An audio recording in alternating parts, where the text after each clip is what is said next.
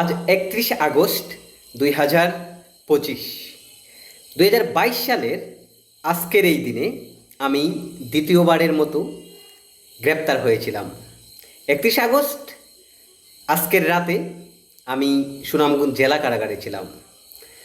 কথাগুলো মনে হলে খুব কষ্ট হয়, কিন্তু কষ্ট পেয়েছিলাম, কষ্ট সহ্য করেছিলাম। আজকে দেখি যারা আমাকে ধর্ম দিয়ে এই নিপীড়নের ব্যবস্থা করেছিলেন, আপনারা আজকে কেমন আছেন? ধর্ম দিয়ে কাউকে ঘায়েল করে কেউ ভালো থাকতে পারে না, আপনারাও পারেন নাই। আমাকে বাংলাদেশ আওয়ামী লীগ আমার উপজেলা শাখার সাধারণ সম্পাদক আলামিন চৌধুরী, এক বিকৃত মনস্ক এই আওয়ামী ধর্মান্ধ আমাকে নিপীড়ন করেছে বারবার।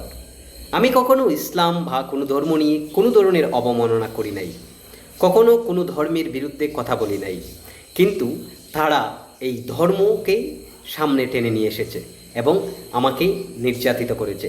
আওয়ামী লীগের প্রশ্নে আমরা অনেক সময় মনে করি যে আওয়ামী লীগ খুবই ভালো দল, ওকে ফাইন, বাট আওয়ামী লীগে এমন এমন জায়গায় এমন এমন জঙ্গিরা ঢুকে পড়েছিল যেটা স্বয়ং আওয়ামী লীগও বুঝতে পারে নাই।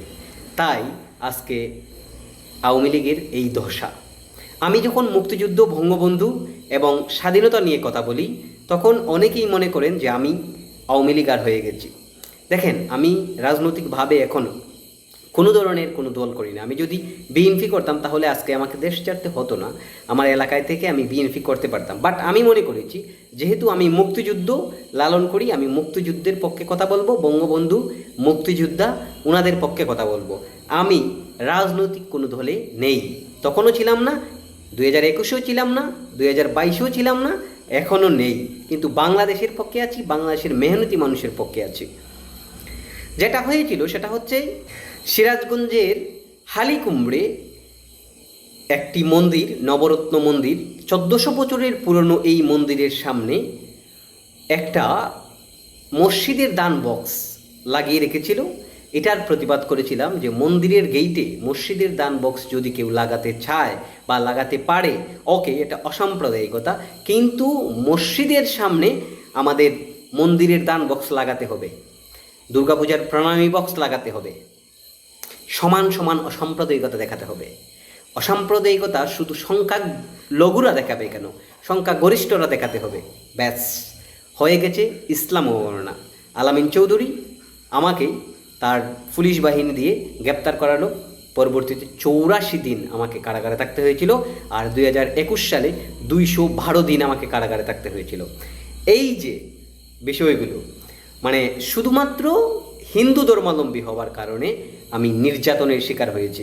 আজ পর্যন্ত যদি 2021, 2022 কোনো ব্যক্তি দেখাতে পারে যে আমি ইসলাম অবমাননা করেছি, তাহলে আমি নিজে গলায় জুতার মালা দিব।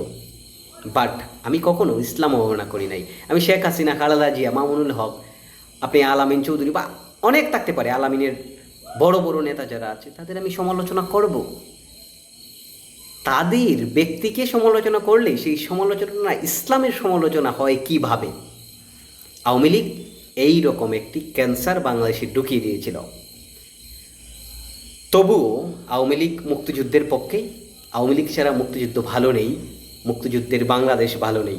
আওয়ামী লীগের সমালোচনা করব, তবে মুক্তিযুদ্ধ, বঙ্গবন্ধুর সমালোচনা হয় না। আওয়ামী লীগে ঢুকে পড়েছিল পাকিস্তানি ধর্মান্ধ জঙ্গিরা, তাই আজকে আওয়ামী লীগের এমন দিন দেখতে হয়েছে, সেটা আমি বারবার বলবো। আর যারা আমাকে ধর্মীয় কার্ড খেলে, ধর্মীয় অজুহাত দিয়ে ধর্ম অবমাননা নামক এক ক্যান্সারে ফাঁসিয়ে জেল কাটিয়েছেন, আমার বাড়িঘর লুটপাট করেছেন, বাড়িঘর ভেঙে দিয়েছেন, মন্দির ভেঙে দিয়েছেন, আপনারা ভালো থাকবেন কি করে? প্রকৃতি তো আপনাদের ভালো থাকতে দিবে না। এখন কেমন আছেন? অবশ্যই ভালো নেই। ভালো যে থাকতে পারবেন এইরকম কোনো গ্যারান্টি নেই। সবাই ভালো থাকুন, সবাই সুস্থ থাকুন।